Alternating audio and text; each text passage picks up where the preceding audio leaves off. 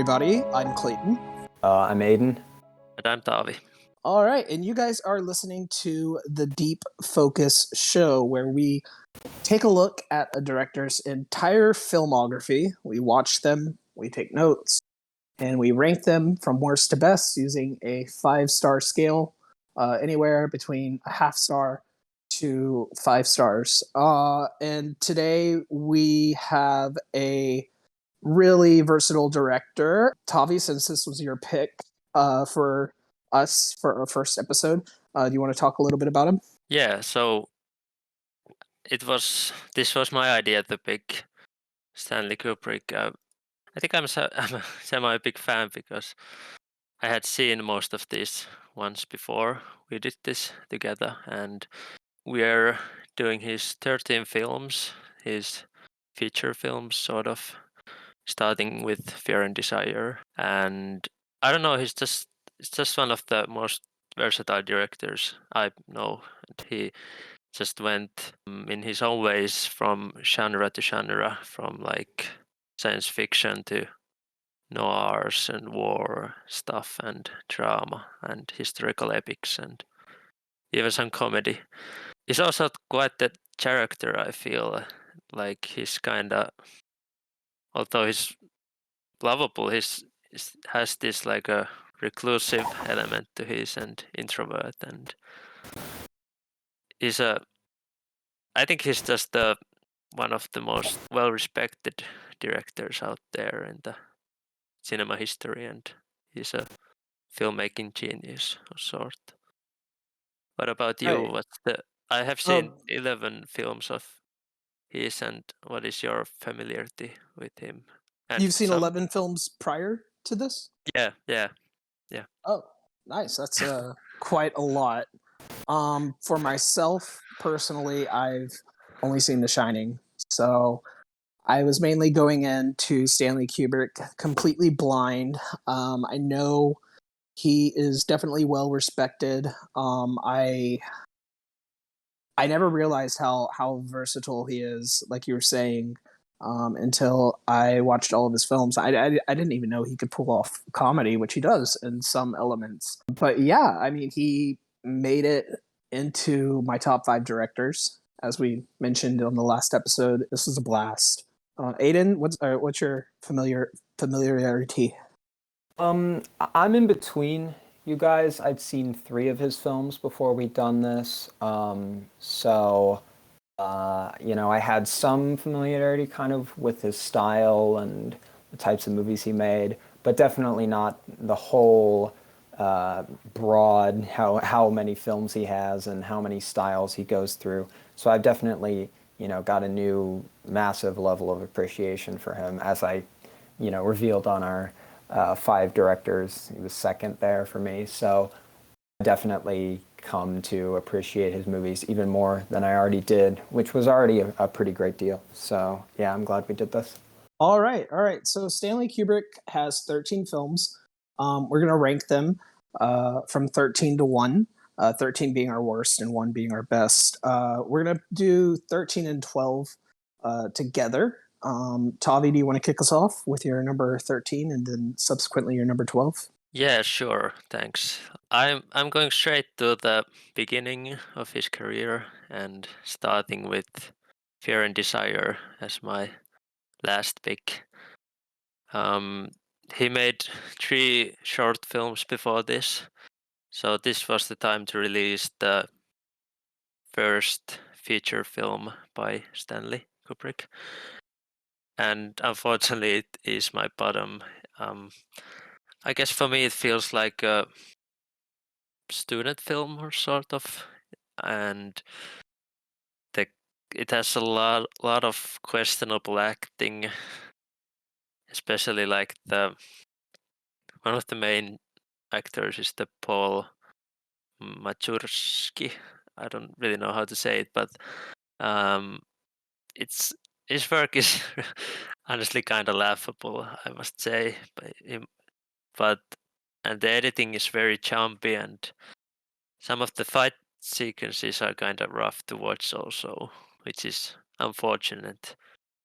But I guess we all have to start from somewhere, and this doesn't.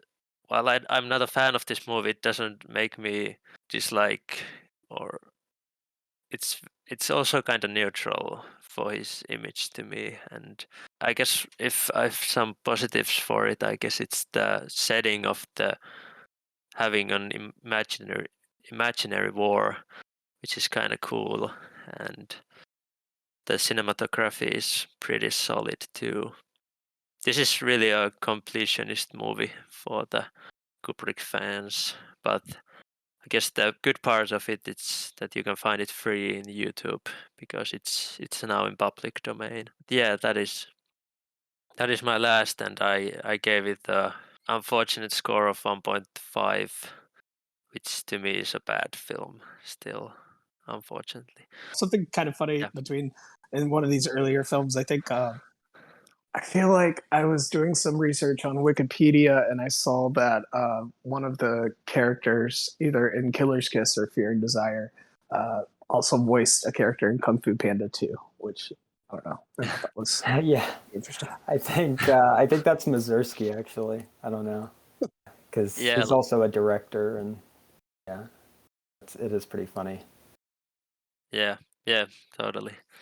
Um, well, my number 12 is Killer's Kiss. This is his sophomore film, and honestly, I think it's just a better film all around.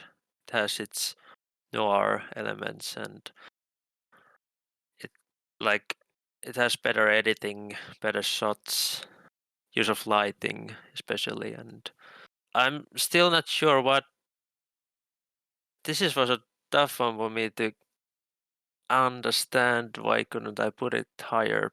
Because I think a lot of filmmaking elements is really nicely done here, but it's still missing something from perhaps the storytelling aspect, or I just need more to the characters or something. Like, I don't even know.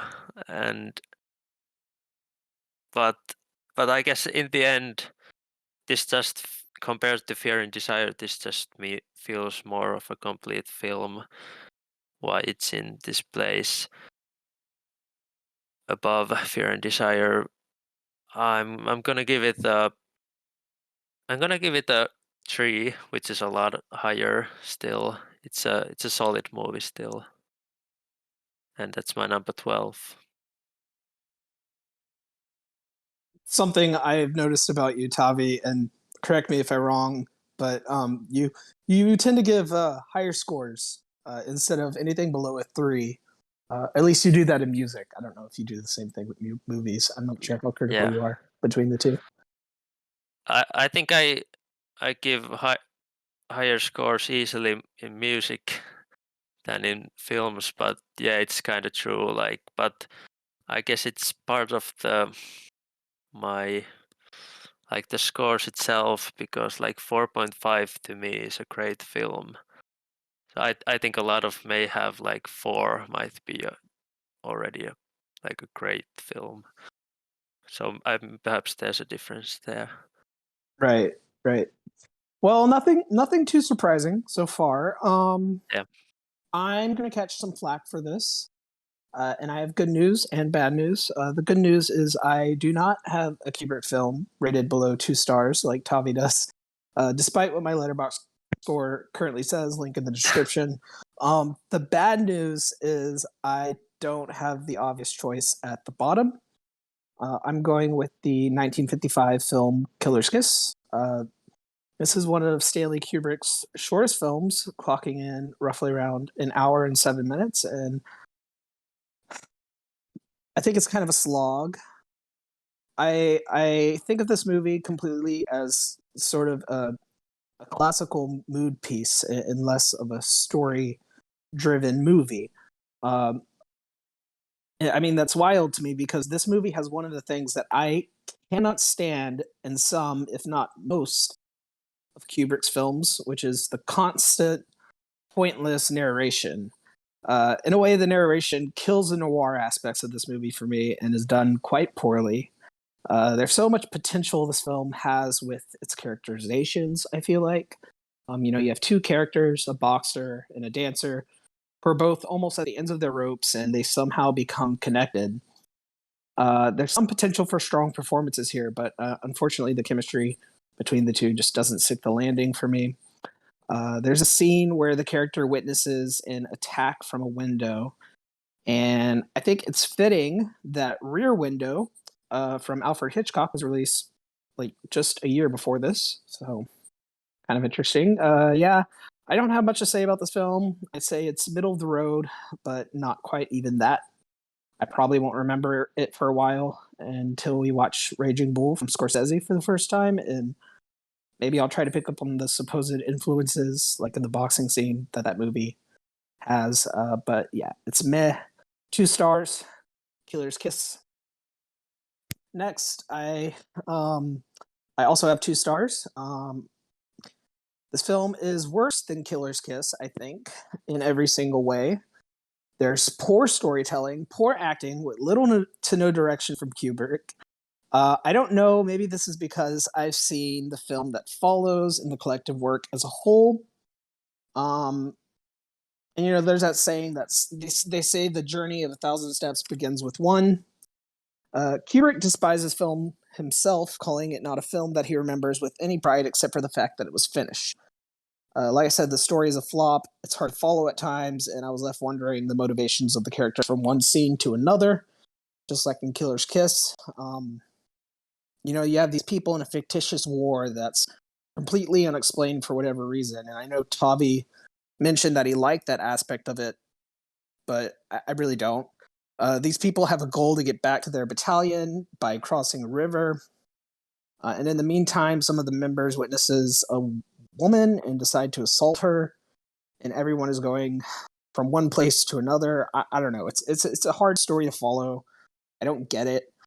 There's no motivation or sense of adventure to be had in this film. It's filled with this pretentious outlook of the gloom and doom of war and the outlook that all man is animalistic in nature, whether there's war or not.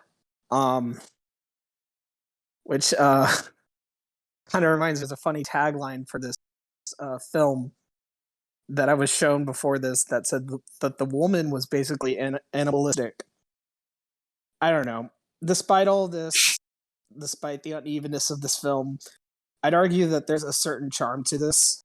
There's glimmers of not bad filmmaking in here, just a little bit, but not a lot.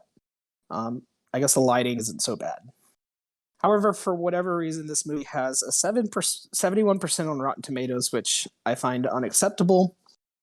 But released in 1953, it's his first film, and it's a showcase to many artists to stick to their own convictions, much like the false convictions of this film.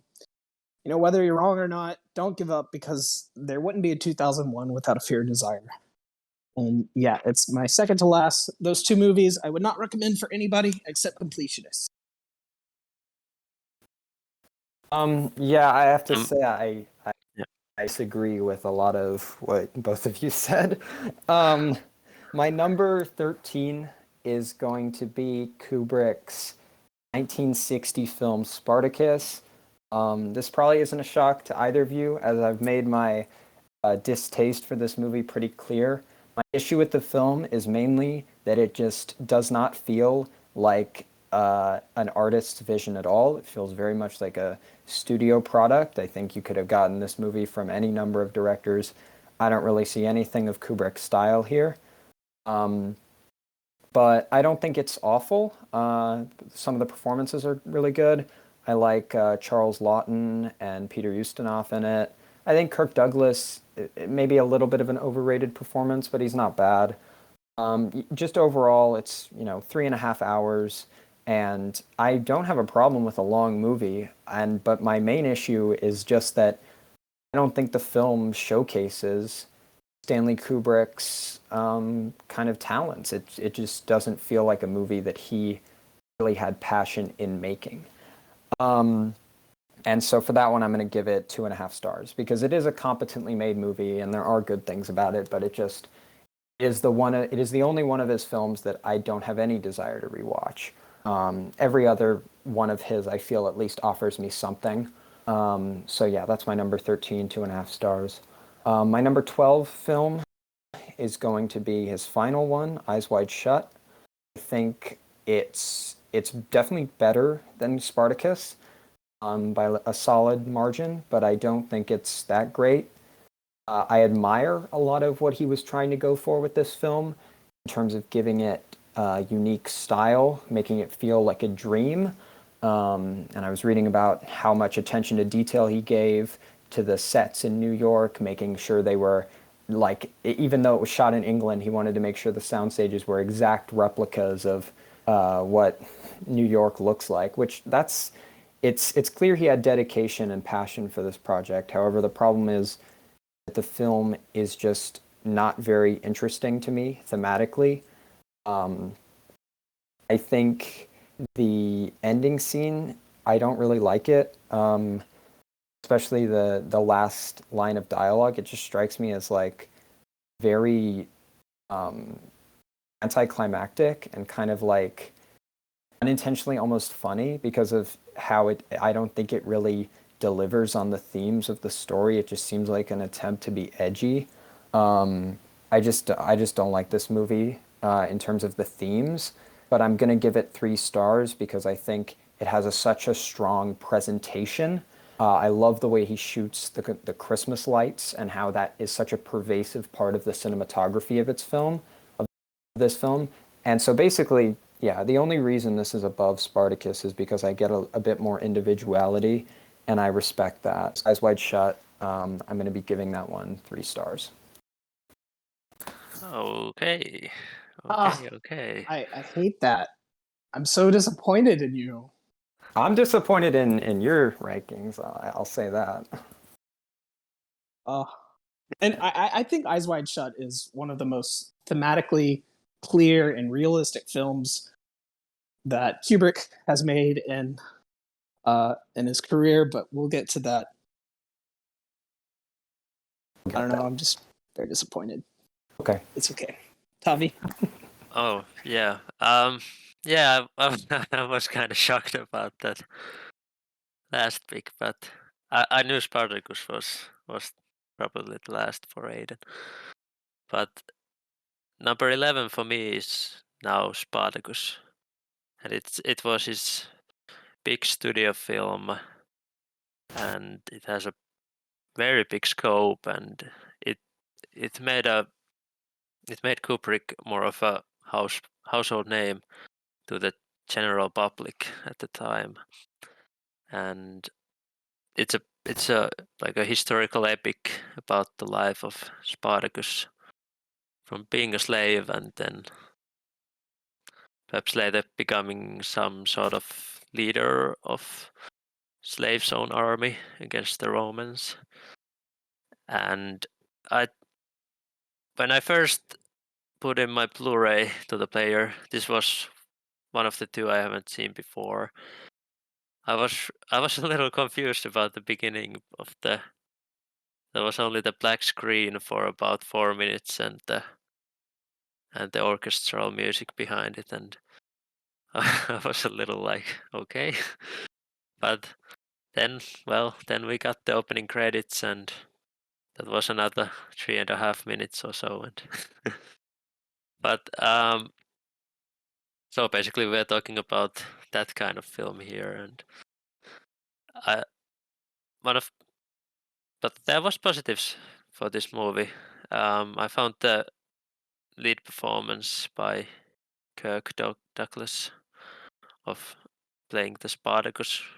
I think he was really great, and some of the supporting actors as well. And I appreciate the production design, costumes, the big fight sequences, especially for the time, and the fight sequences themselves had some surprisingly like a raw or even even gory parts. Like you saw an arm being cut in half, and I was like, "Whoa!"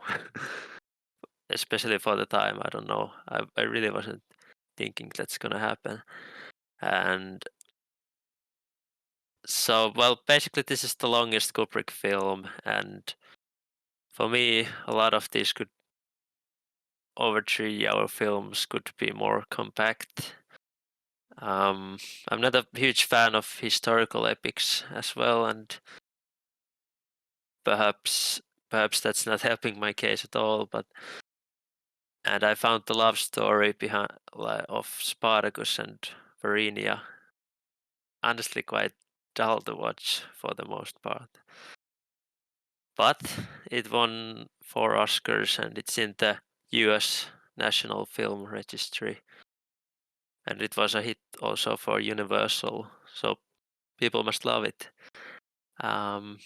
Obviously, Kubrick didn't have a lot of freedom to do his own thing, but I think perhaps this was another stepping stone to get his own artistic freedom. It's a 3 stars, a solid film. Clay can go next. Yeah, yeah. If Spartacus was a like if Kubrick was a band, I think Spartacus would be his like pop sellout album. But I like it, and I like those kind of albums, so it's not next. Yeah, cool. I think you guys are going to be disappointed in this one. Most people would have this much higher, but I don't. We have another war film. This one being a critique of the Cold War concept of mutually assured destruction. Yes, I have Doctor Strangelove at my number 11, but I'm going up to 3 stars. I think this movie is fine. In fact, I think it's pretty clever.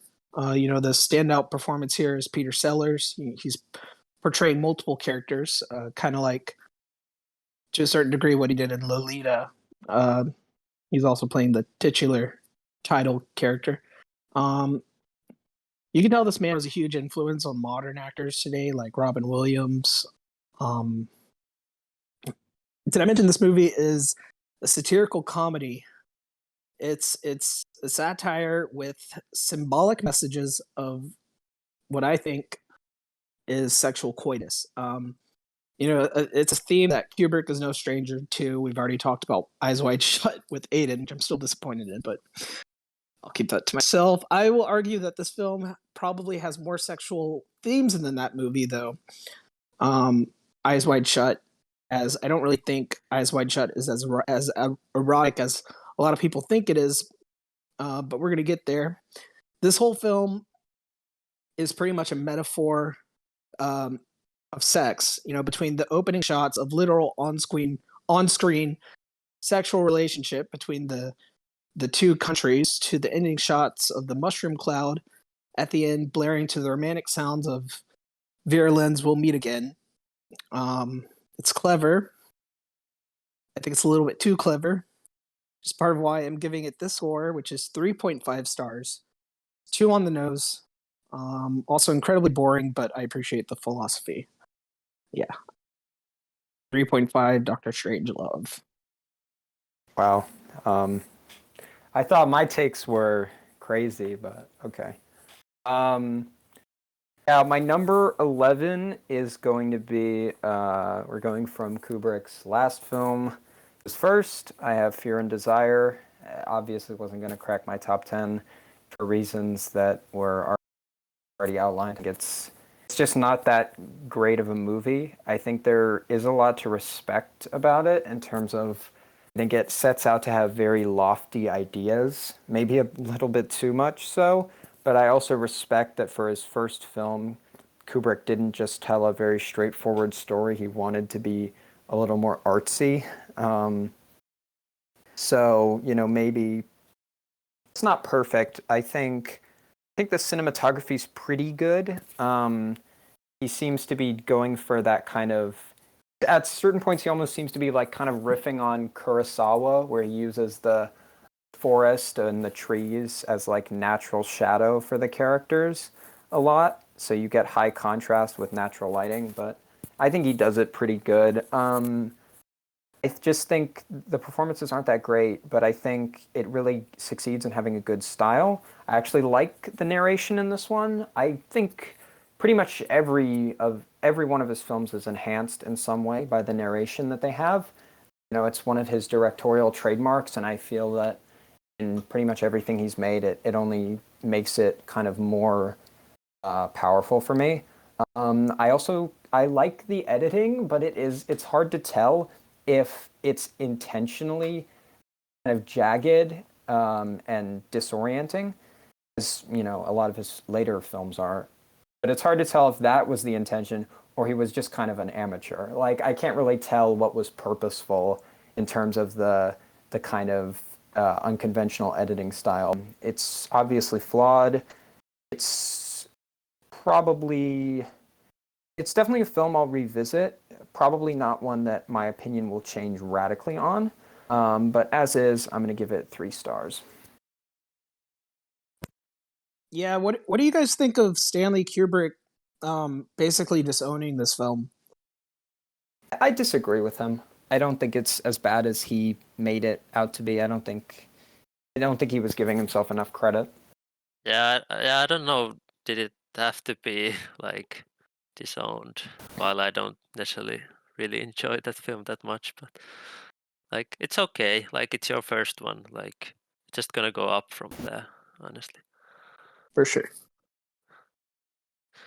Yeah, and I just wanted to say to Clay that I think Aiden is going to be the biggest Doctor Strangelove fan here. Probably. But but I'm not doing it yet. Perhaps this is I don't know is this how controversial this is, but I'm guessing it is. But my next one is A Clockwork Orange. I think it's a good film. It's a 3.5 for me. To me it feels like a movie who's tries to shock me basically all the time with its immaturity and behavior. And I guess in a way Kubrick nailed that, but and I can handle it, but it it doesn't make me want to really watch it that much, and it's not as pleasant either. And I guess there's a lot of like oddness to the characters, which is sometimes hard for me to grasp really. And I don't think a lot of those characters are really likable, not even some of the good people the film is representing. Um, some of the things I do like, because I still rate it as a good film. It's the all of the musical choices, like Beethoven and other classical music, and I think the production design is quite cool, and I guess it works for this kind of film. And even some of the shots are cool, like the one where Kubrick throws the camera out of the window, and I guess it's the film's examination of the concept of ultraviolence. Um, this was a highly controversial film when it came out. I'm guessing the book too, which it was based on, and it was blamed for inspiring many violent crimes surrounding the release, and Kubrick himself was highly criticized for it and questioned much of the themes of the film and such. And it went so out of hand, Kubrick requested to get it withdrawn from the theaters, at least in the UK, which it did. But it was still a big hit out of time, probably because of that. Like, I guess people navigate to this sort of like ultra-violent stuff. I don't know how to really say it, but yeah, it's a good film still, but not something I would really watch that many times, honestly. Yeah. I yeah, I don't have a problem with that. can see why it can detract some people. Kubrick uses violence a lot as a metaphor, and Mm. he doesn't really have to do that. Like we'll get to this, but my top films from him aren't super violent. However, Yep. there's a trend with Stanley Kubrick. This may cause some debate. I don't think war is his forte. Because continuing that trend next with my number 10 is Full Metal Jacket. I can't put this quite at 4 stars. I'm still going 3.5. Like another film I'll be talking about soon, there's an incredible tonal shift in this movie. And I feel like most people are in two camps. They either love the dark humor of the first part, or they appreciate the horrific second half that begins with whenever a certain character goes mad. I'm kind of split in the middle. That scene when Vincent D'Onofrio's character goes AWOL. I feel like it should have been included, but I wish the film would have taken a different, more lighthearted direction in the second half. It would have given the movie more dynamic instead of making you feel like shit's all going downhill from here. I think that scene should have been the darkest moment in the film, but it's not.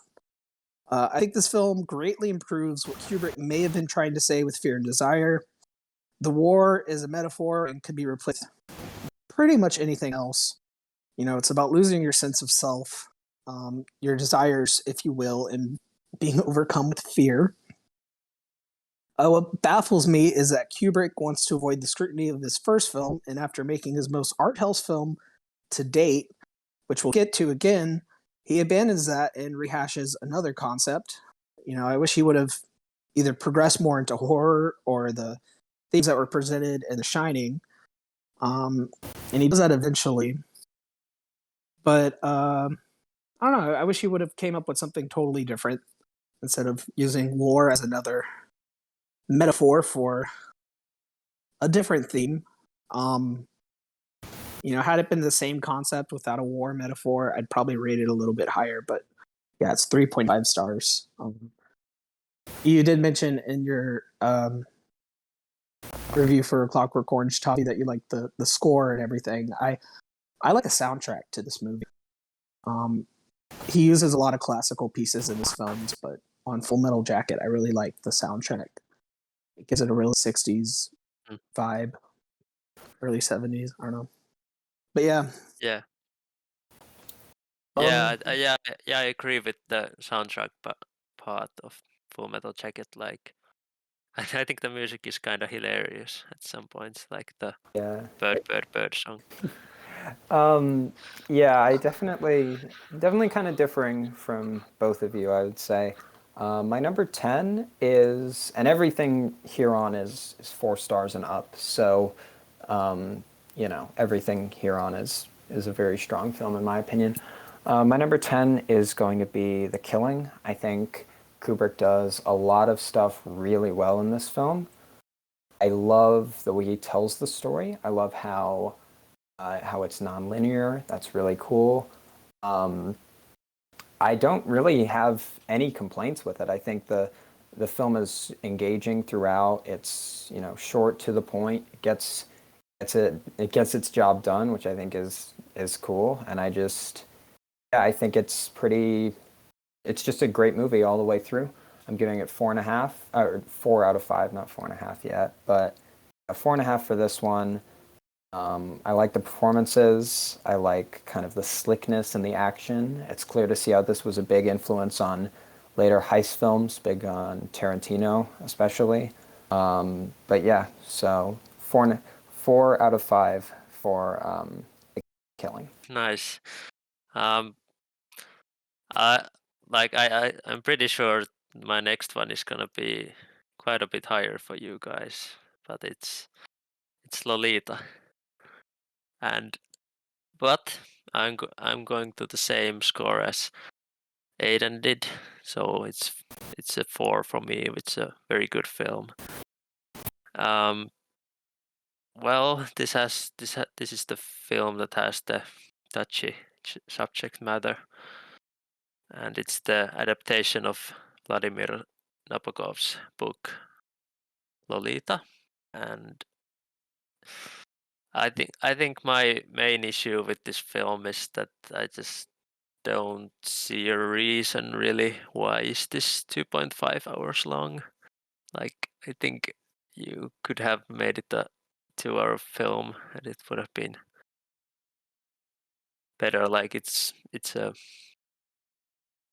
comedy drama film. Like, I don't really need it to be 2.5 hours, but um it has its I like the acting of it mostly. Like Peter Sellers is quite funny in this, and it has its own comedic elements. And I love how most of the characters are kinda in your face. Perhaps that works better for some characters, but like the Sellers character. And well, basically my favorite part of this film was the start, because it started with the ending, and I thought it was a really lovely touch to the film. And this film is about obsession, and the main character Humbert is getting more and more possessive throughout the movie. And yeah, it's a touchy subject, like the falling in love with an underage girl. And but yeah, I think the length was the biggest issue I had with it. While I wasn't, I can't say I was really that bored, which which is really good. Like, I'm honestly rating a lot of these compared to my watching experience. Like, um, yeah, it's a 4 for me, Lolita. Have any of you guys ever seen the 1997 version? I haven't. I have not It's a directed No, from, no, yeah. Maybe we'll get to it one day. Who knows? perhaps, yeah. yeah, maybe. I I know most of these films, probably about half. We kind of rolled our rankings to each other on half of these films. But then whenever we realized that we wanted to make a podcast about Stanley Kubrick and other directors, we wanted to keep like a sort of element of surprise to this. So I knew going in that Aiden wouldn't rank Spartacus really high. But that's my next film. It's my number 9. I'm going 4 stars. I think every film from here on out, it ranges from either great to straight up masterclasses of cinema. And I like this. You know, like I was saying earlier, I think it's Kubrick's sellout movie to a certain degree.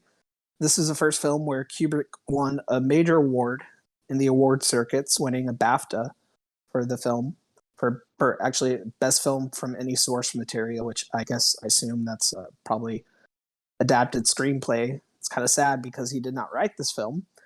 Either way, although he doesn't really have much creative control, like you guys were saying, there's some glimmers of his influence sprinkled throughout the film. You know, like there's that rolling fire scene, which was pretty cool, and something I think only Kubrick could master. You know, this film was a big influence on later films like Ridley Scott's Gladiator. It also has that iconic "I'm Spartacus" line that's been parodied to death, but I like it. Some claim that the line is a commentary of the McCarthy era when people were being accused of being communists. I don't know. Other than that, there's not really much symbolism in this movie, so it's just a pretty cut and dry drama epic. But you need those, I think. You can tell this film, uh, like I said, influenced other movies. I'd even go so far to say it probably influenced 300, although I haven't really seen that movie since I was a child, so who knows. There's some flaws here. Part of this movie feels rushed. I know I'm saying that. It's over 3 hours long. It's 3 hours and 17 minutes. It's the longest one. But whenever I say it feels rushed, you know, like Tavi was saying, it has that beginning overture and even an entree act, if I'm pronouncing that correctly, of just black screen with the orchestra. There's some scenes that I felt would cut someone off mid sentence and then move into the next scene. I thought that was a bit odd. Maybe it just needed better editing. I don't know. There's a strange scene where a character sings a song, but he's not actually singing and really is instead just citing poetry. And throughout the rest of the film, some of the characters reference a song that was being sung as if there was any sort of musicality to it. I don't know. I thought that was a bit funny. There's not much else to say here. I really think he has a better historical drama that we'll get to, but I'm going 4 stars. Um, Aiden, this has one of your favorite directors, Charles Lawton. I liked him. He was I pretty believe good. it. Yep. Spartacus 4 stars. My number 9. Yeah.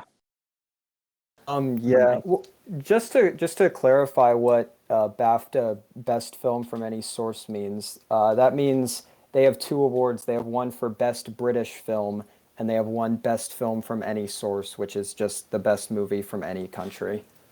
So since it was American, Oh, so it's like won their that one. international feature. Yeah, it's like their version Okay. of foreign film. But yeah, my number 9 is going to be Kubrick's second film, Killer's Kiss. I think both of you really underrated this one.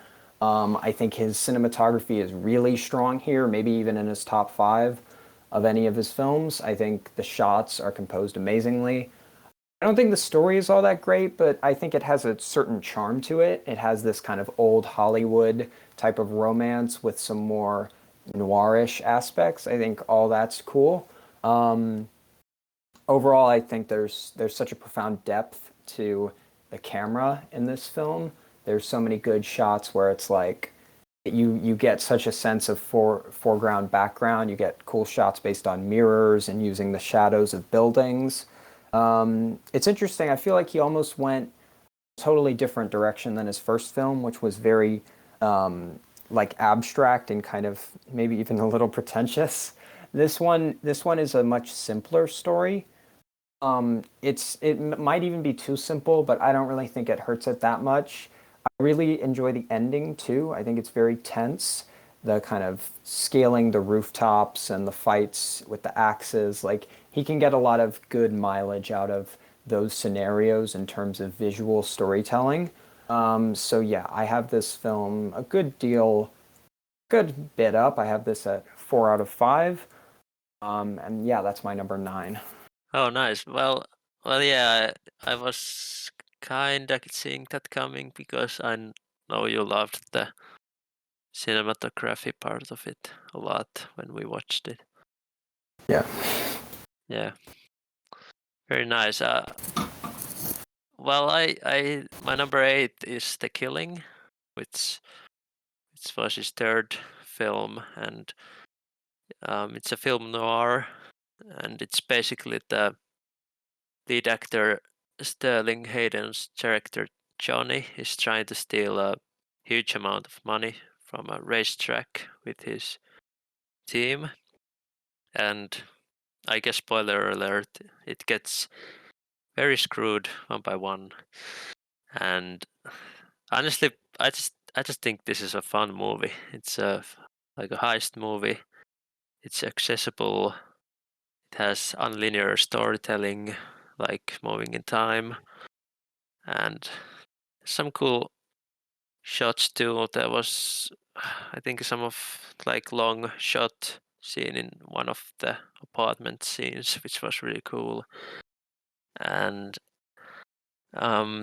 this is just was very fun to watch their like well structured plan go so wrong scene after scene, and really the ending it was really just like a big like oh man, you felt the pain in Johnny's face after seeing all those money fly away.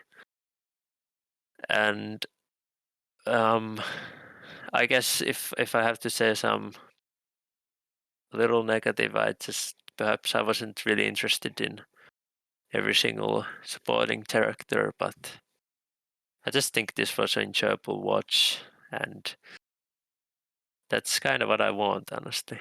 So a 4 out of 5 for me, very good. The Killing. So underrated. The ending of this film hits the greatest statement against false patriotism than any film I've probably ever seen. It brought me to tears, and this is probably one of the only two Kubrick films that really brought me to tears. But it made me look at what truly matters in humanity, which is not a false sense of a path to glory, but love.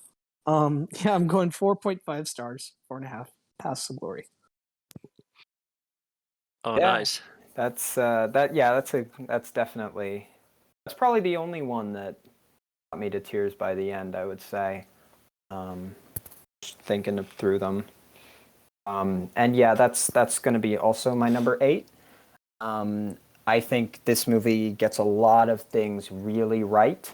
I think it's one of his most tonally clear films. You get such a profound sense of like hopelessness on the part of all the characters. It's essentially, when their execution comes, it's not, it's just there's no hope in this situation. It's basically just a disaster. So it's a very kind of sad and dreary movie, I would say, but in a good way. Like that's clearly what he was going for, and that's part of the statement he was making. And I can respect that a great deal. Yeah, it's because of that. It's probably not a movie that I would really want to revisit that much, just because it puts you in such a depressed state. But I think he really knocks it out with the ending. I think the ending is just far and away great, with the German girl singing.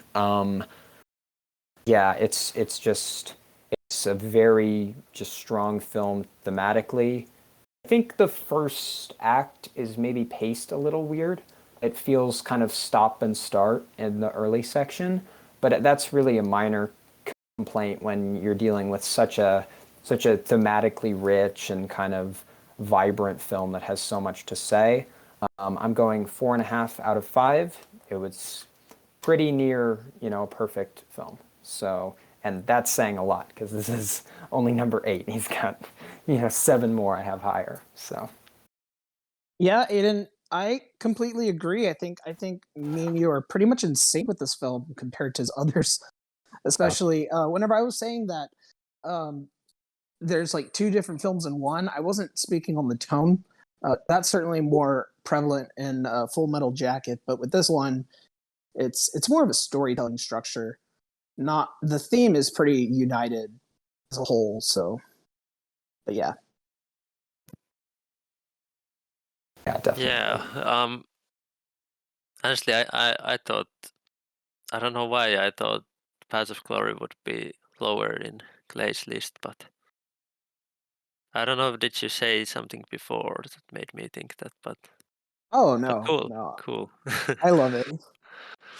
um, look, well, despite our talk in the beginning, I guess I'm now the lowest rater here because I'm still at 4 stars at number 7.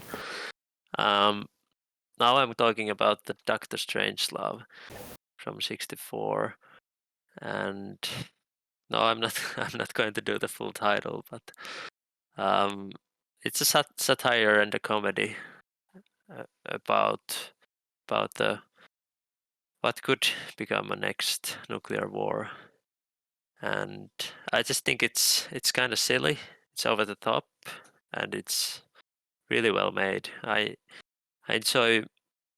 I basically enjoy most aspects of it, like the cinematography, production design of the war room itself, and like the bomber, or what is it called, and most of the acting is really good as well. The problem for me is that I guess I am the problem here. It's like a black comedy. It's I have sometimes trouble finding the funny parts. Like I always feel like I'm missing something myself. Does make me chuckle sometimes. I think there was like a scene involving getting some coins out of a vending machine, which was quite hilarious, and the Doctor Strangelove monologue by Peter Sellers at the end was really funny too. And so basically, I'm blaming myself, and some of this like thinking humor is a little tricky for me. Usually, I just like more simple humor myself, but I'm still 4 stars. It's very good. Doctor Strangelove. Yeah, Tommy, you're not the problem. It's the movie. It's getting You are the incredibly problem. pretentious. You guys are both the problem. That's what's going No, on right there. All right. Tommy. Hey, what's your favorite Peter Sellers performance? Is it Lolita or Doctor Strangelove? Because I think he does a better job in Doctor Strangelove, even though I like that movie less. Yeah, yeah, He's I agree, Doctor Strangelove, but probably also because he had like three characters in that film. Strangelove kind of stacks the deck by having him play 3, you know? in a Yeah, certain way. I feel like he plays multiple characters in Lolita, just more. Yeah, in a way, yeah. Just in a in the way. Yeah. context of disguises, I guess, yeah. Yeah. Now you want to make a movie about the nature of violence and the complex moral issues that arise from it. Don't do something as cliche as war. Don't do Doctor Strangelove. Um, do something else. Do a dystopian future that's filled with a rich dichotomy of colors shown through the costumes and production design and tongue-in-cheek dialogue that questions your ability to sympathize with a character. That's what I like in a film. Um, do we like this character? Is he good? Is he bad? Um, does he have a gray area? I'm talking about A Clockwork Orange right now, which is 4.5. This is his most bright and colorful film. I feel like it's also his most violent. I thought it was interesting that each of the gang members in this film and our main protagonist, or as he calls it, the humble narrator, all wears white, while the rest of the society, particularly the women, are pretty much pumped up in this colorful attire, and they got these bright, goofy Willy Wonka esque wigs on. Um, I don't know. It's clear that this film wants you to question what's right and what's wrong. I think it succeeds in that. I think Kubrick is great at making things not so black and white, and leaves you sympathizing with disgusting people, even though you don't want to do that, but you end up doing it anyways. But you really don't want to do that. Is it his darkest film? No, I don't think so. I don't think it is. I think it's significant in bringing violence to the mainstream media, and I do like how the most horrific scenes are played out to be light and tame in the viewpoint of the character. It's kind of gives you an unsettling feeling about those scenes and what's happening, which is pretty bad.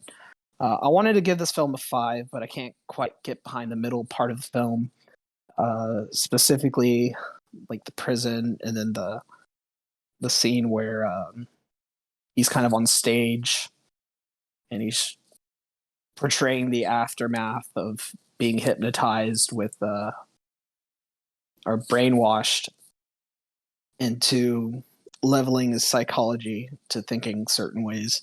I think this is one of the few films where the narration actually helps, but I would prefer a little bit less of it. Kind of reminds me of that show Dexter, but like that show, the episodes where there's less exposition, the narrating, I feel, are the best, and I feel like it's the same with this film.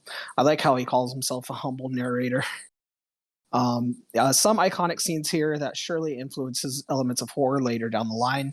Specifically, I thought about the film Funny Games, which brought another influence of horror, like a wave of torture porn genre into the mainstream media in the middle 2000s, like Saw and Hostel.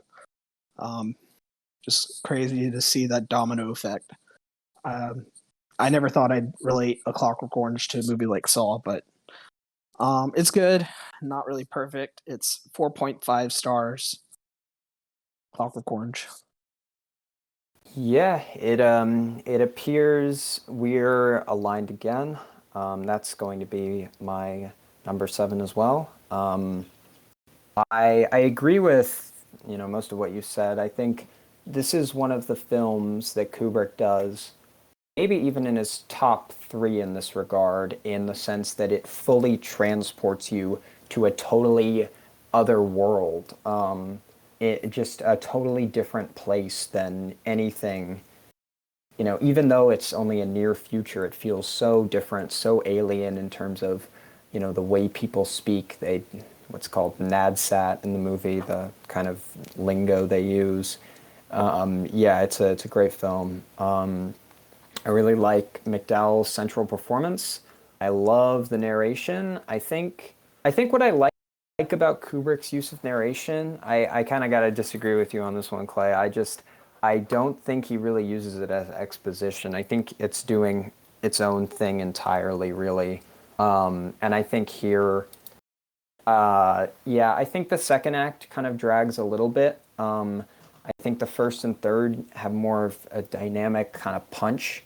And maybe it could do with being 10 minutes shorter just out of that second, third. But I don't think that kills it. And I think its ability to transport you to this nightmarish reality is so pretty amazing. It's a feat of filmmaking.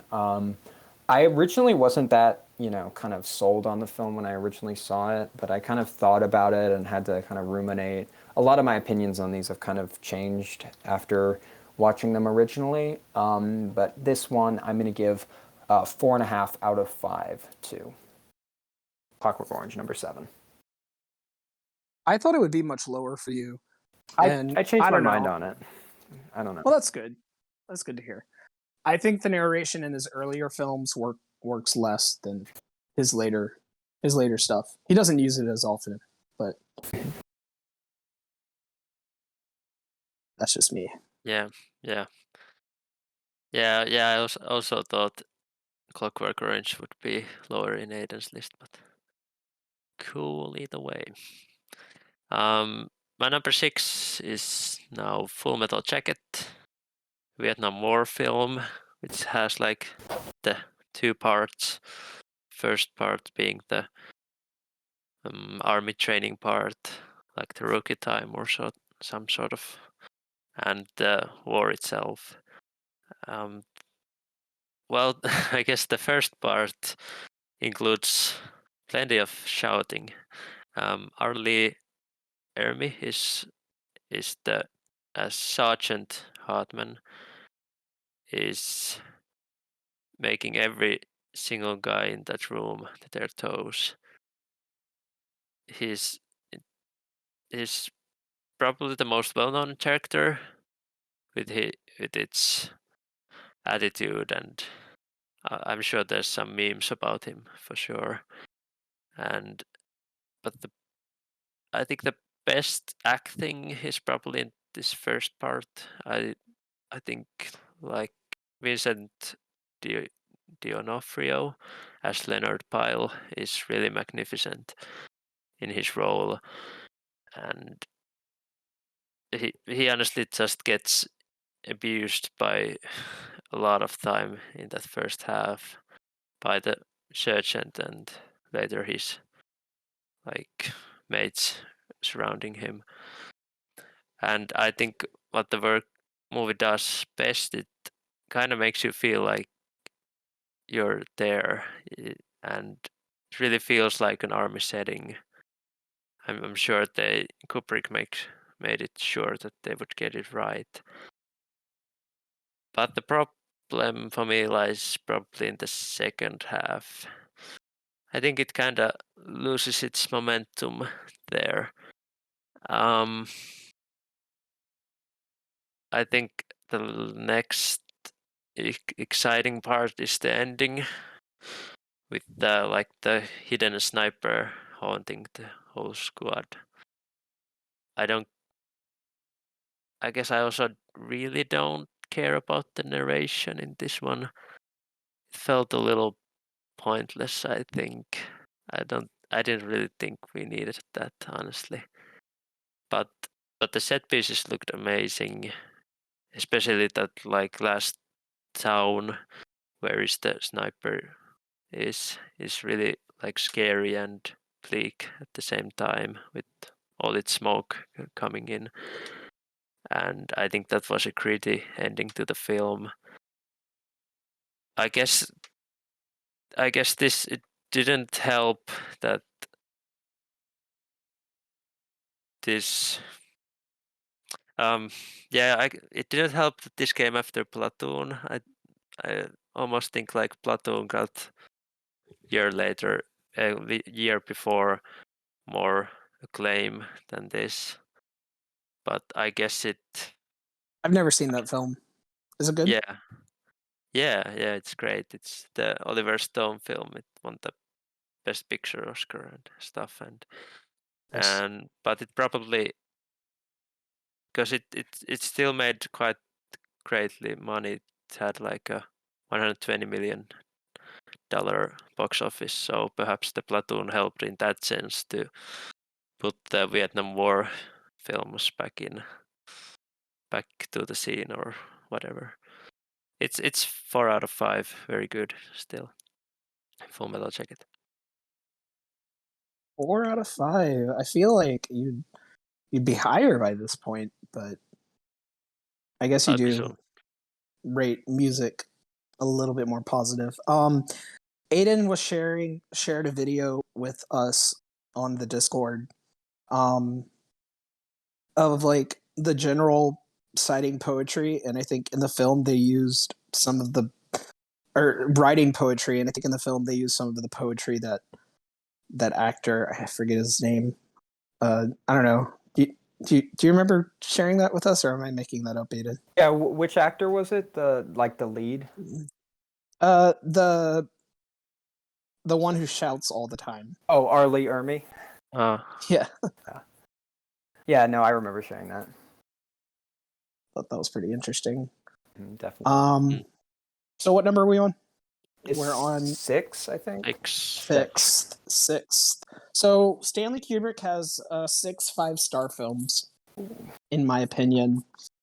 So yeah, my next one is going to be 5 stars. Something I thought was kind of funny whenever I was talking to my dad about this. He's not much of a film person, but I told him, yeah, hey, I'm doing a podcast over Stanley Kubrick, and I'm ranking all of his films.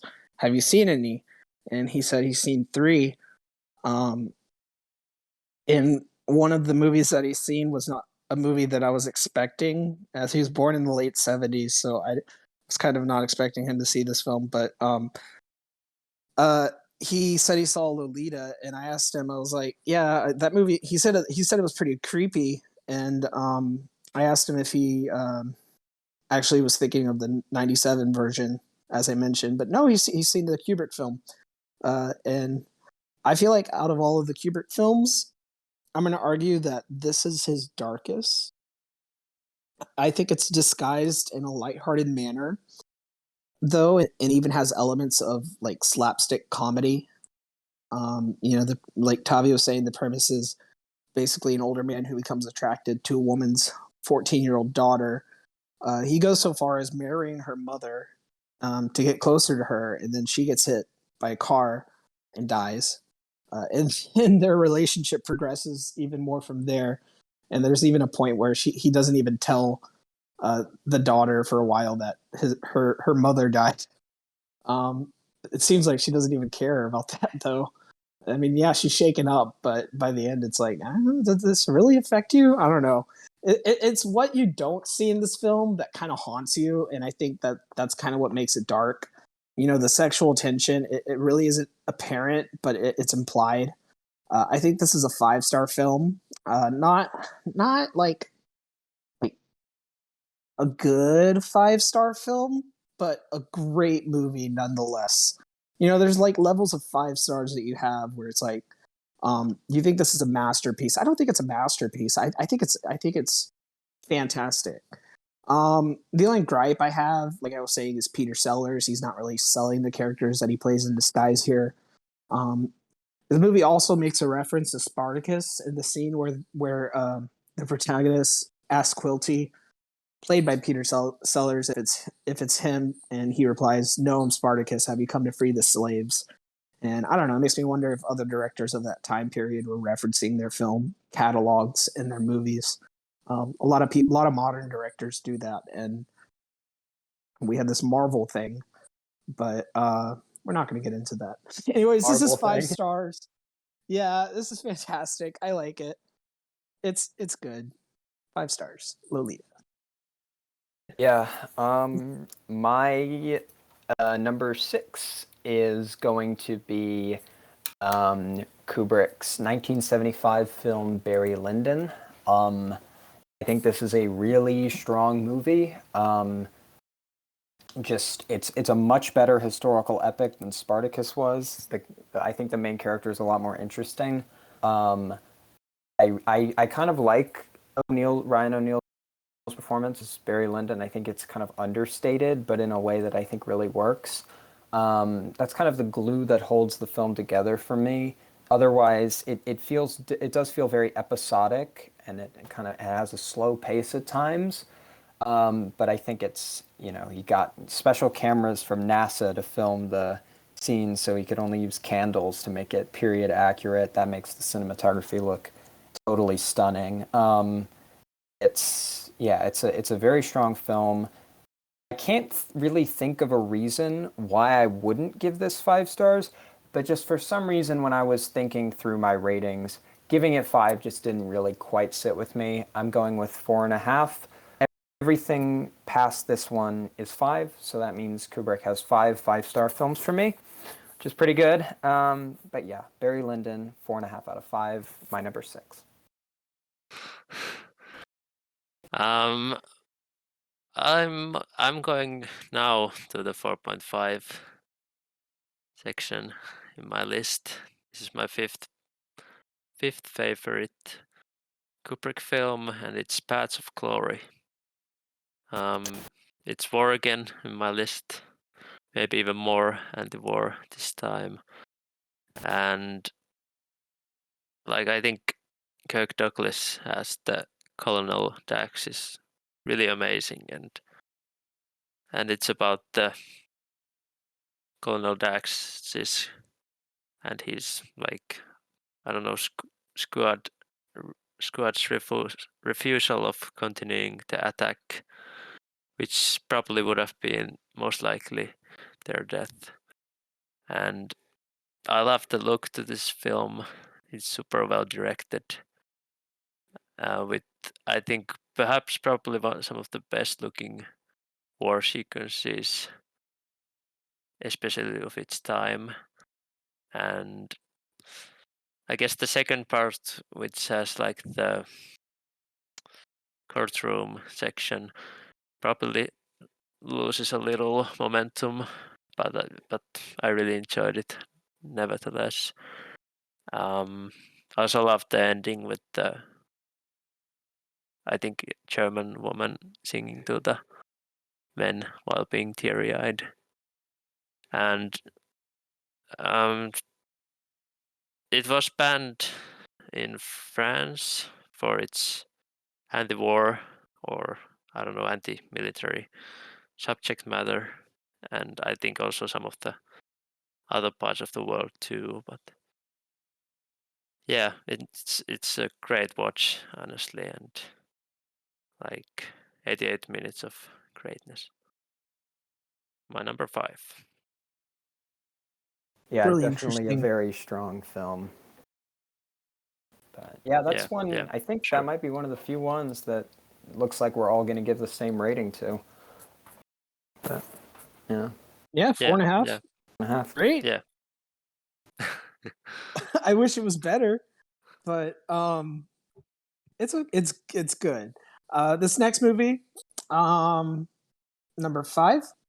I think it's a testament to how crazy fans of a certain film can get. Yes, I've got The Shining. 5 stars again, a little bit better than Lolita.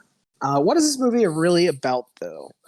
A lot of people claim it's about the decline of Native American civilization, Other people say it's about anti-Semitism and the Holocaust, and there's even some people that go so far as to claim that this is Kubrick's confession to the audience that he indeed directed the moon landing and that whole thing was a hoax. Whatever you believe, there's tons of symbolic imagery in this film, and I think it speaks to the collective unconsciousness that people can pick up on these images. Uh, the ending is so haunting, leading you to believe that maybe the events you saw in this film aren't real or not. One of the main criticism that this film gets is Shelley Duvall's performance. People either think she's playing the character as too damsel in distress, or that you have the other half of people that think she's giving it her all and portraying fear to the nth degree. I'm kind of the later camp, the latter. But it came at a price. Kubrick's treatment of her was borderline abusive and completely unfair. Yeah, it was definitely abusive. Some claim that that was intentional, though, to get the best out of her. I can't really speak to that. Overall, I love the atmosphere of this film, and I think it stands out among the best genre-defining art house films ever made. A 4, 5 stars. My number 5, The Shining. Yeah, it's certainly one of the most written about movies ever. Yeah, my number five's one that both of you have already said. It's Lolita from 1962. I think this is just a strong film across the board. I do agree with what Clay said that this might be his darkest. Even though it's kind of like kind of deceiving in how dark it is. It's only when you start thinking about the film more and more does that become apparent. I think Kubrick's direction is very strong here. I think the performances are very good. I really like James Mason. I really like Peter Sellers. I think he's the best part of this movie. I really love how Quilty does all these different characters and kind of has this cat and mouse game with Humbert Humbert. But yeah, it's just a very good film all around. I have to disagree with Tavi. I think it more than earns its length. It feels like it deserves to be this long. It feels like there's a lot to say and there's a lot for the film to do. So I understand the length. Yeah, this is my number 5, and it's 5 out of 5. Where Aiden got to the 5 stars territory as well. Yeah, Well, it's my I'm first not 5. there yet. I'm going with the Barry Lyndon next from 1975, my 4th favorite, and it's about Redmond Berry. It was, I think, marvelously played by Ryan O'Neal, and Redmond's attempt to rise up in the ranks in the society in the 18th century. It's another historical epic of Kubrick's, and I think the main thing that really attracts me is how the film looks, and it looks absolutely beautiful. I think, I wish they would make a 4K transfer to this. I just could have paused at any point and just think it's a painting or something. Yep. And yeah, like Aiden said, they had the NASA lenses used in the candlelit scenes, and they're like those super fast lenses or some sort of. I'm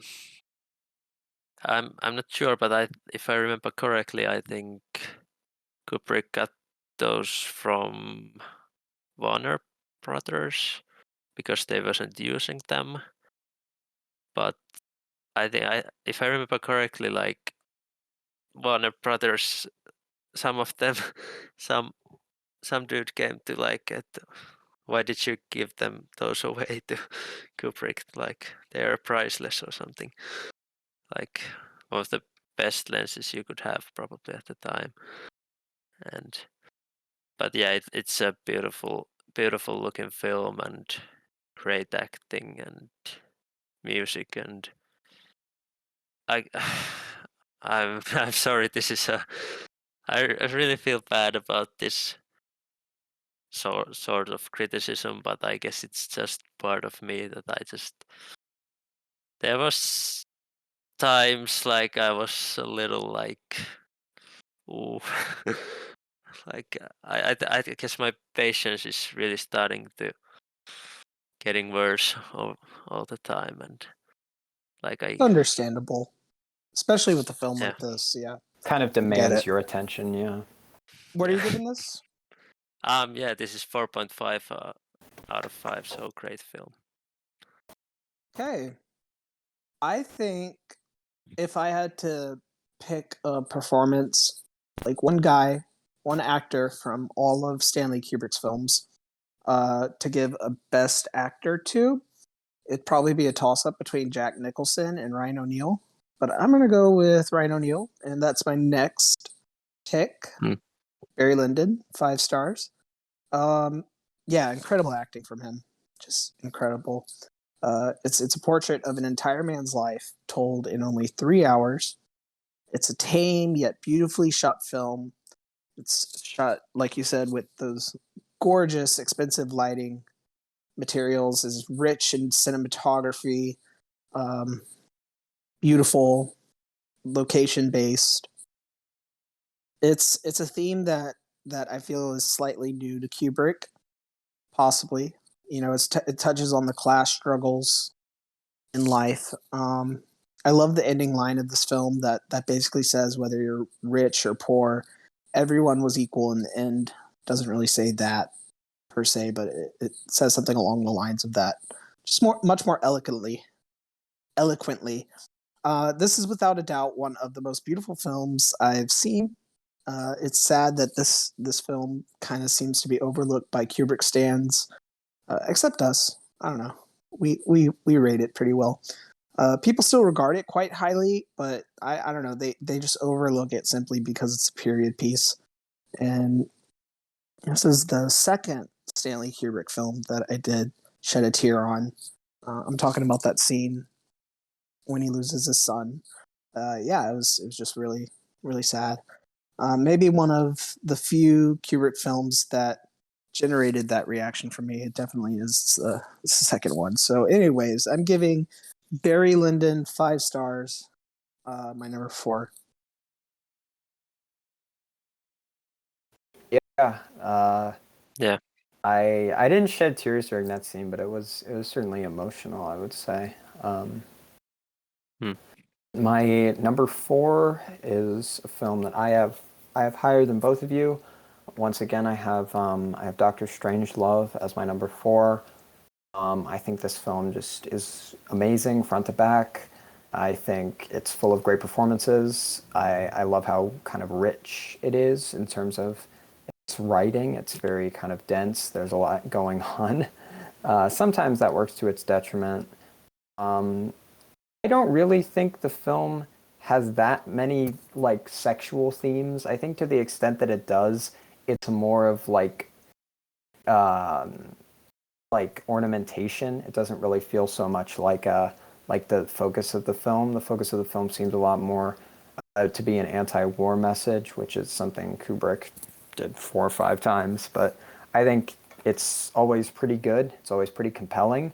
The ending is very dark, but it's also, you know, kind of funny at the same time. It has that element, and I think Peter Sellers as Doctor Strangelove is easily one of the most iconic characters Kubrick's brought to the screen. My number 4, Doctor Strangelove, 5 out of 5. Do you guys think he overdoes it with the war? No, I don't agree with that at all.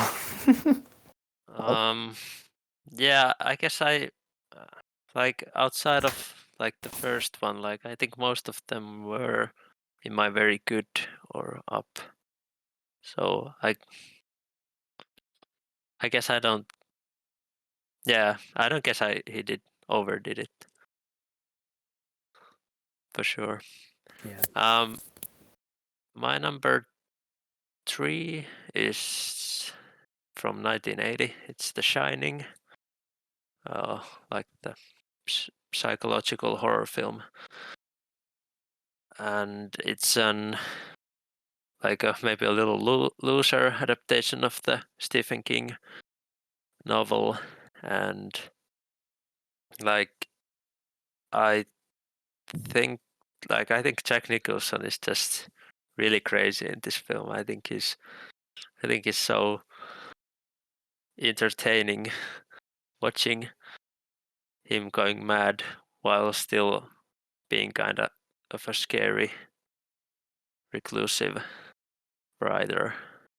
And like it has a lot of symbolism, like Clayton said about the moon landing especially. And I think one of the scenes, like the Danny Lloyd's character has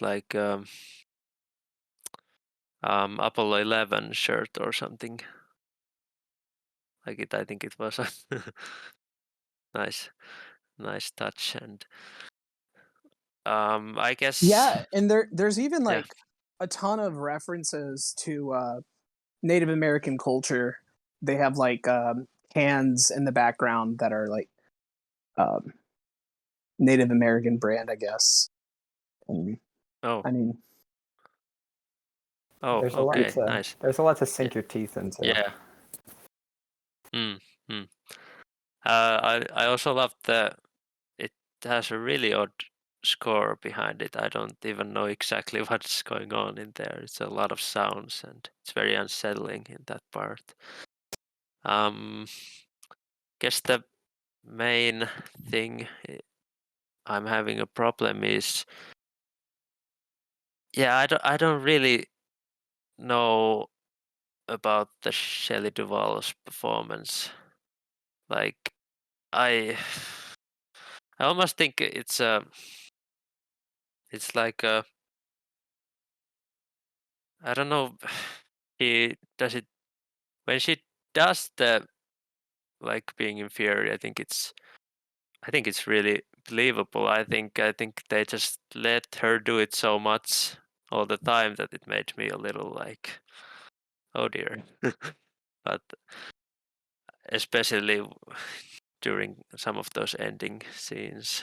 And but yeah, this is one of the, I think, more even enjoyable watches. But perhaps I don't find it really scary, but it doesn't really mind. But I'm still going 4.5. I think the Shelley Duvall is kind of a, I think mixed bag it's a little harsh, but I don't think it always works for me. Yeah, The Shining, number 3. Interesting. you guys really underrated this next film that I have at number 3. Like super underrated. The last of Kubrick's classic period that I have highly regarded on this list is none other than The Killing. That's right. This is it. This is the start of Kubrick's genius and influences. He's twisting time. It's what he's all about. This film plays with time while giving you a sense of urgency at the same time. You know, whether it's being told in the present or in the past. I like the ending. It's pretty ironic with the suitcase.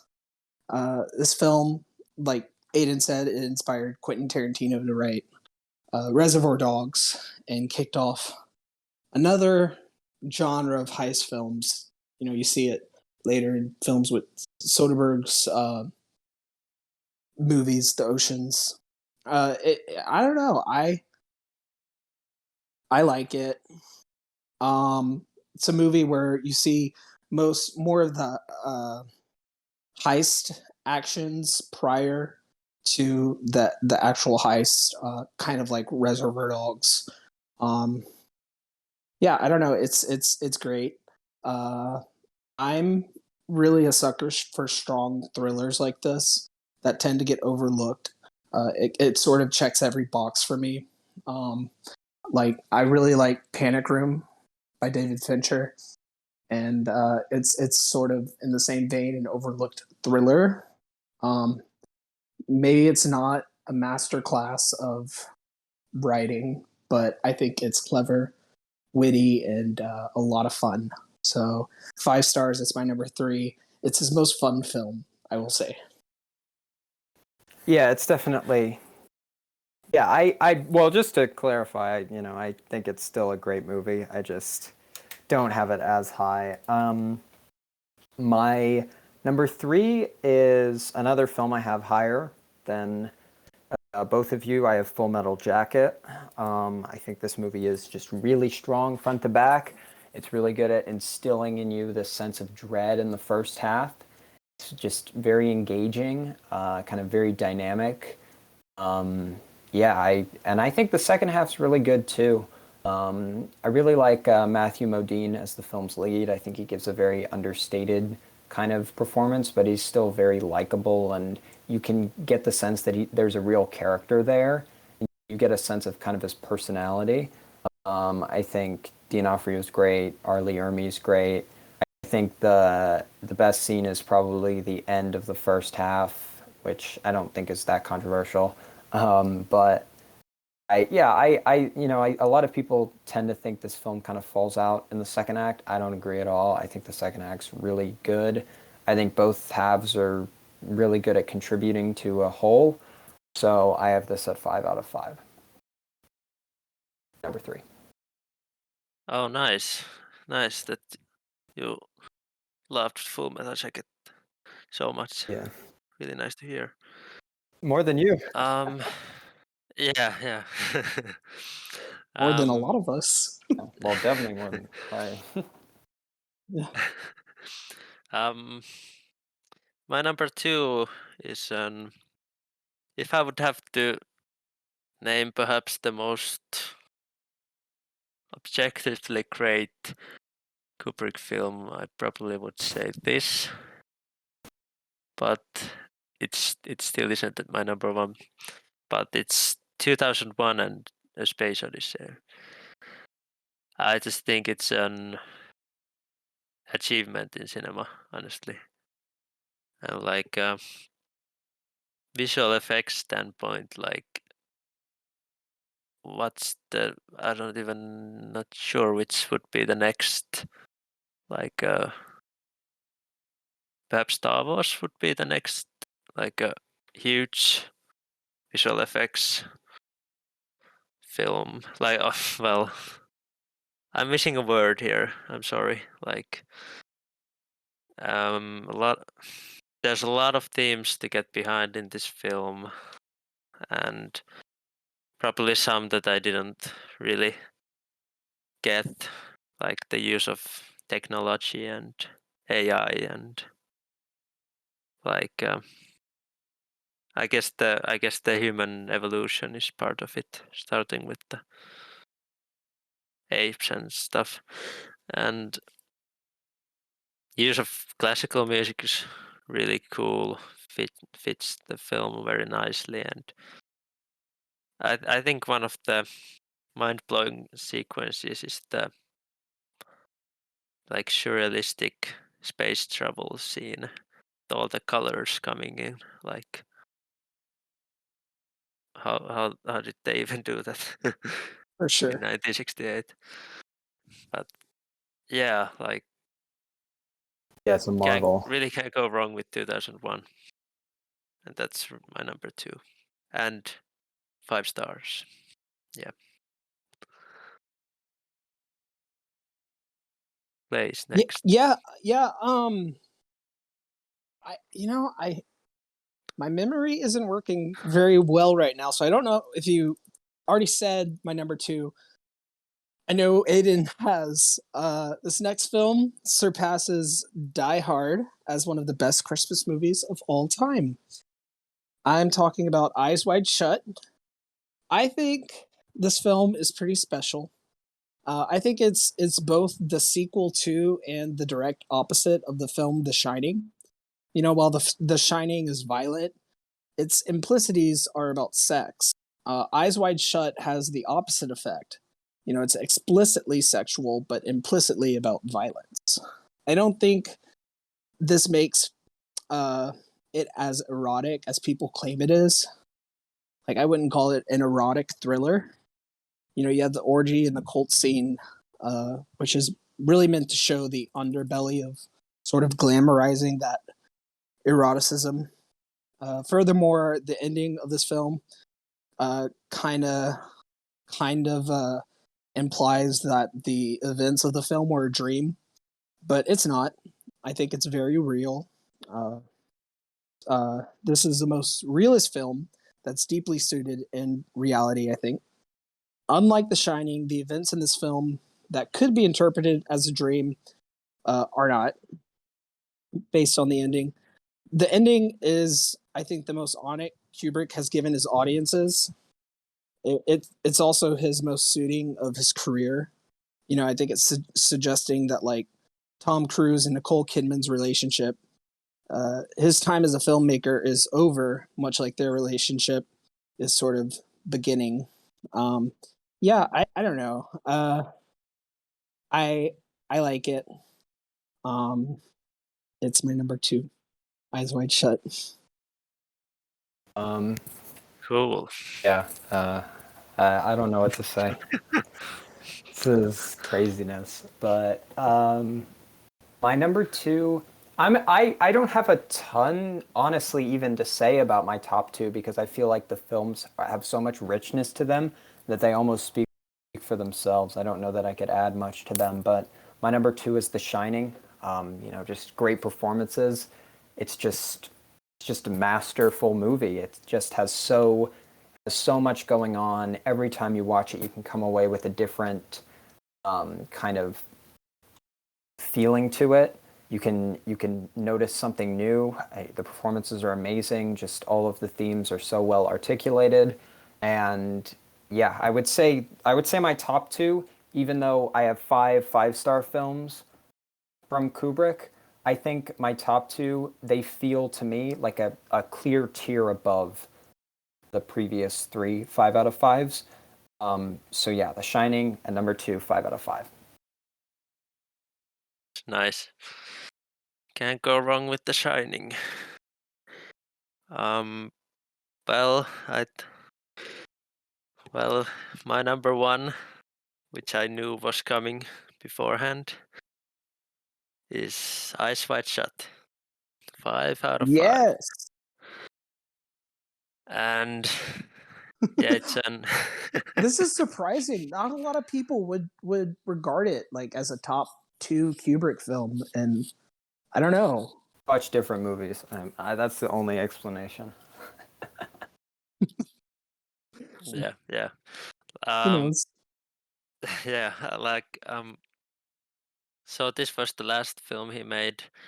It's a like a character driven, like erotic, a lot of psychological elements drama film, and it has this unique dreamlike style with a lot of detail put into it, and I think that's one of the top reasons why I think it as highly.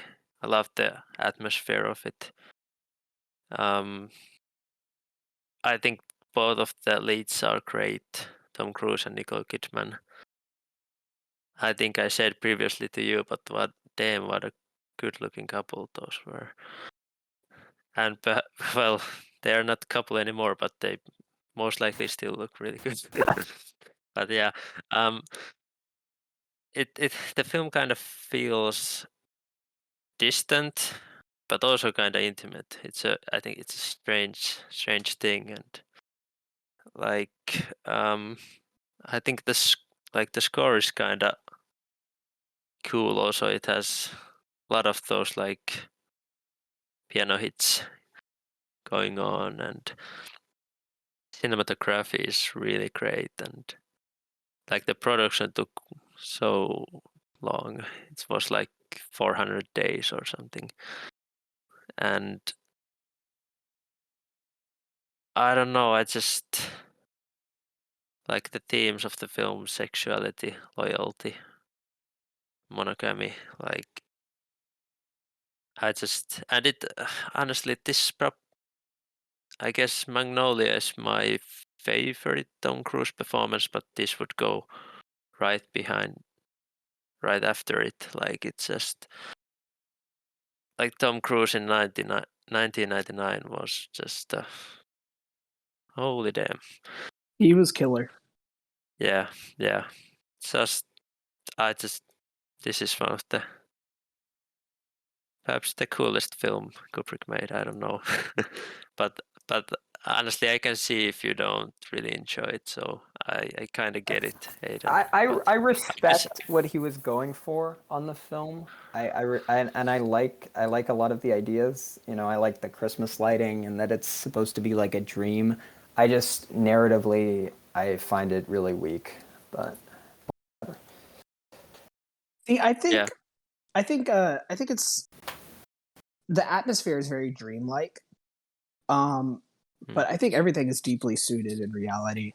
It's sort of a MacGuffin. Yeah. You know, the dream. It's trying to make you think that what took place didn't really take place, but that's not the case. So I think it's is his most real film. Like yeah.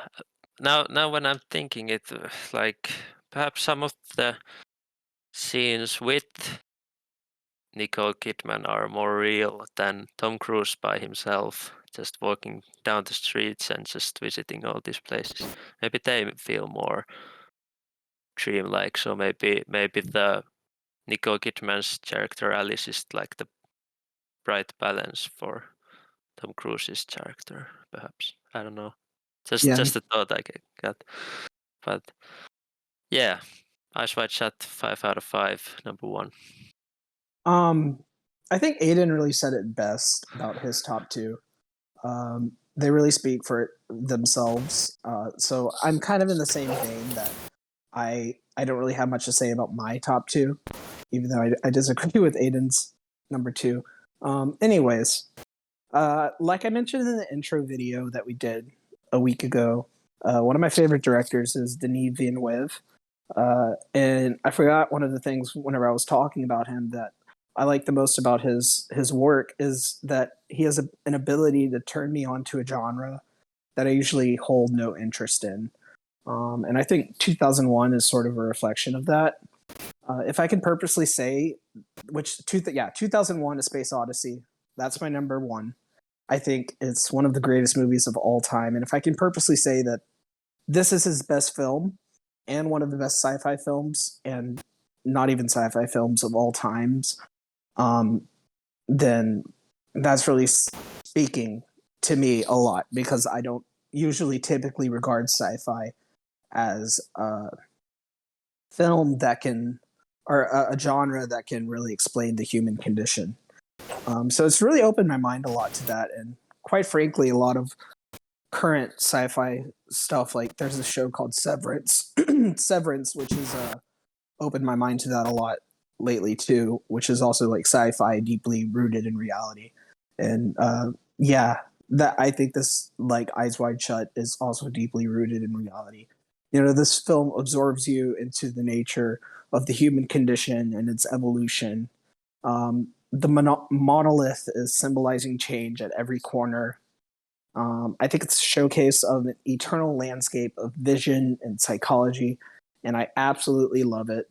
It's 5 stars. It's my favorite Kubrick film, and possibly top 5 favorite movie of all time. But maybe we'll make a video about that once we rank enough directors. Who knows? Love it. yeah, I really have very little to say about 2001. I think go and watch it today. You won't regret it. It's a perfect film from the first frame to the last. There's so much to ruminate about and to think about. It's such an impressive achievement. Yeah, it's great. I'm so happy I saw it. It's easily in my top 10 favorite films now. might crack the top 5. I'd need to think about it. But yeah, an easy 5 out of 5. Just perfect in every regard. Yeah, number 1, 2001. 5 stars. Yeah. I'm just gonna add to the 2001, like what I was trying to say, like I was just wondering like what's the next visual effects milestone? Milestone was the word I was Yeah. thinking, and Probably yeah, Star and I Wars, was like, honestly. Maybe Alien, yeah, something that's like what that. I don't know. But do yeah, visual effects milestones have a tendency to happen again? Because the last time I remember a highly regarded visually effective film was probably Avatar. I don't It don't happen that I don't think a often, lot of yeah. people. Yeah, maybe that'll happen again with yeah, the second one. Who knows? But Yeah, yeah. Avatar is up there, honestly. Yeah, certainly, yeah.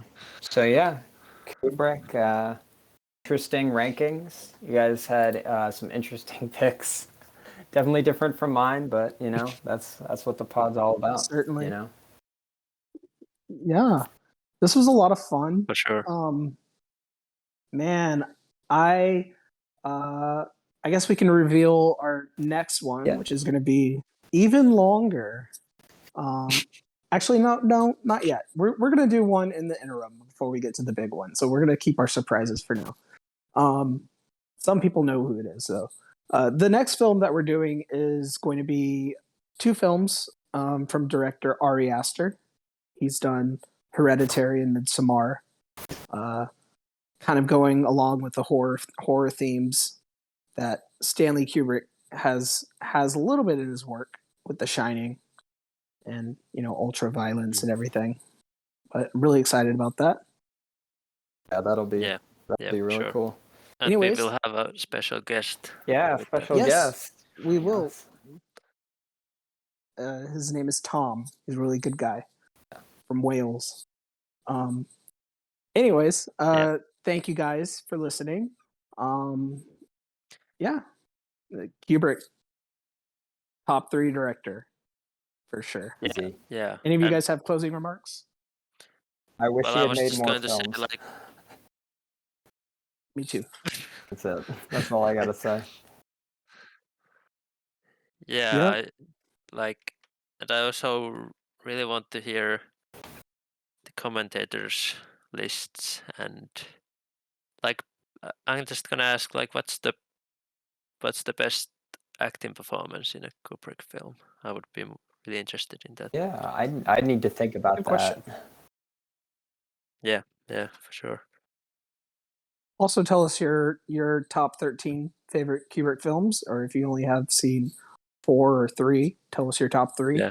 Um, thanks for listening, you guys, and we'll see you next time on the Deep Focus Show. See you next Bye. time. Bye. Yes. Bye bye. Thank you.